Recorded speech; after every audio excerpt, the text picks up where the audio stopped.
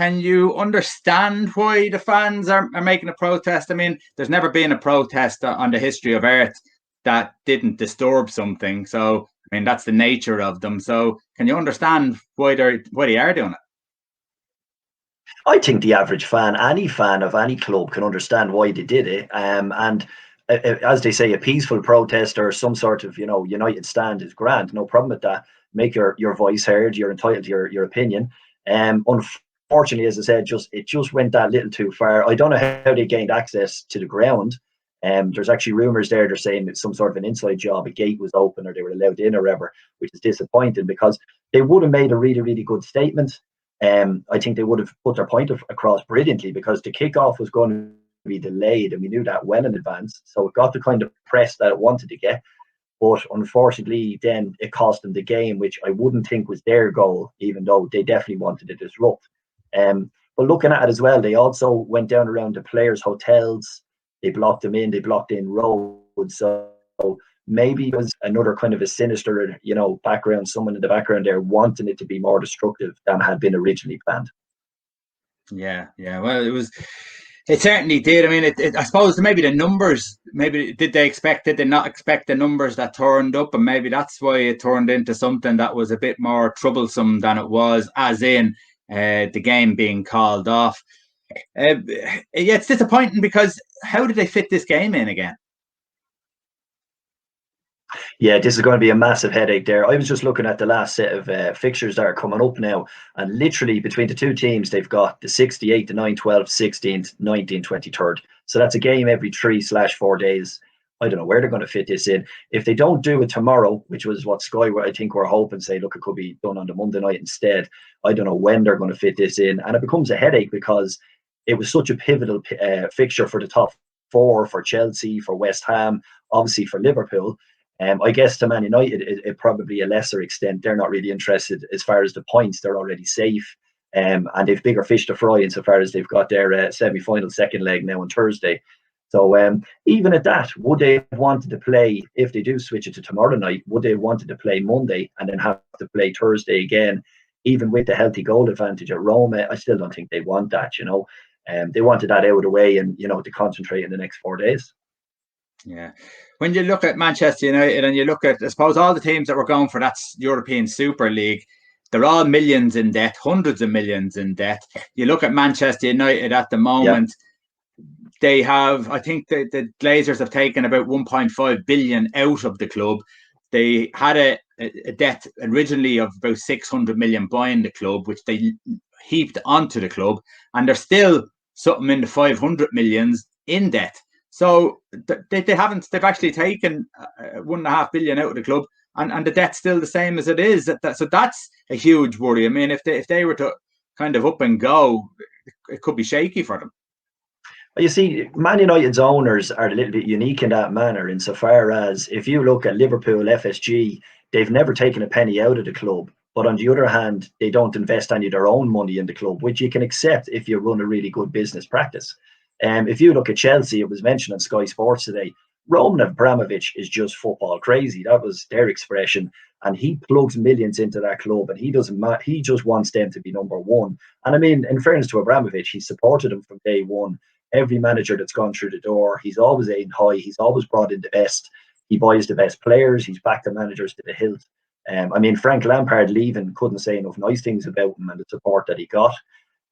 If you look at most of the other clubs that are run under that model, Micah Richards made the point there today about Man City. They aren't just building a club, they're building a dynasty. They're building something that's going to last forever. And what they've done in the transformation in Manchester City is absolutely phenomenal from where they came from. And then you've Man United, who it's definitely like an Arsenal, like a Kroenke scenario where winning things is second best. They don't worry about winning things. They don't really worry about winning things, provided Man United don't fall into the relegation situation. I don't really think the Glazers care what's happening. They're a global brand. They make money. They make billions. That unfortunately their agenda is different than a lot of the other big clubs. Now they're a very rich club, very powerful club. But as you said, what does it all add up to in the long run when you're sucking money out of the club year after year? I'd imagine even for you as a United supporter, it's worrying that their number one priority isn't winning Champions League and winning Premier Leagues. It's almost grown the brand and keeping them up near the top without really being too worried of where they go next. Yeah, yeah. I think it's 100%. It's about creating money. I mean, obviously, if they're in the near relegation zone and all, the people that get upset, but they're lingering in around those Champions League spots, so people have that glimmer of hope, and they're always hoping against hope, so they're still supporting, they're still putting their money into the club. But this has been bubbling up an awful long time. That this hasn't just sort of occurred out of nowhere. Since they come into the club. I mean, FC United of Manchester spawned off the Glazers coming into Manchester United, and I mean, if fans are willing to leave the club and set up their own club, and that's way back, then there's something wrong. And now the rest of them are starting to pick up on, well, listen, this is really worrying for the club, because the club like Manchester United, there is no way in hell that they're going to lose a huge fan base that they have. Well, not enough to be in trouble, but there's no reason why financially they couldn't get into Struth and fall. And is there a chance of relegation because you're financially struggling? Of course there is. Look what happened to Leeds United. Leeds United are a big side, financially struggling. Then off the pitch, people knew what was going on. The players knew what was going on. They struggled. It can become a slippery slope.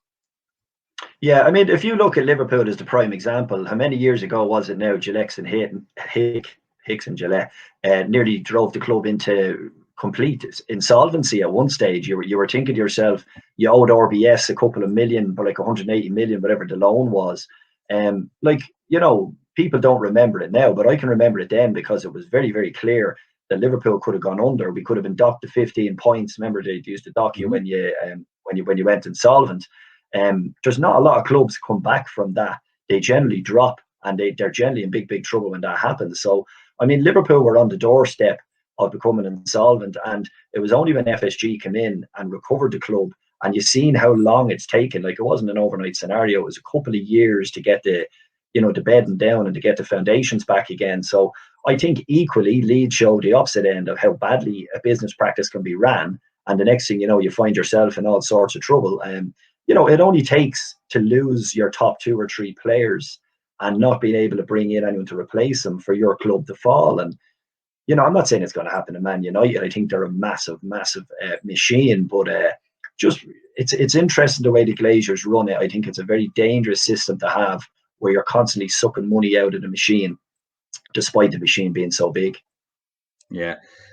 Do you think that the Glazers will take any notice? Do you think that they will eventually be pushed out of the club? No. If they were going to do it, it's a long-term project for them. They're in it for money. The system works for them, where they can build up corporate sponsorship, international, global sponsorship, recognition, and then they're just siphoning out the profits as the season goes on, or as the years go on. It's a brilliant, brilliant model for them as American owners. I mean, does Joe Glazer give them monkeys what happens in Manchester? I don't think so. Now, I've no doubt this will hit home, and someone, it will be explained and so on and so forth. But these people aren't football people; they're business people. Again, if you go back to the Big Six, where they kind of climbed down and they had to apologize, some of the apologies were heartfelt, although probably plastic, and some of the apologies were very, very much, oh, there was an issue, bam, we're out. Glazers, I don't think really care about the football side of things, and I certainly don't think they care about the fans, and that's been proven by their track record.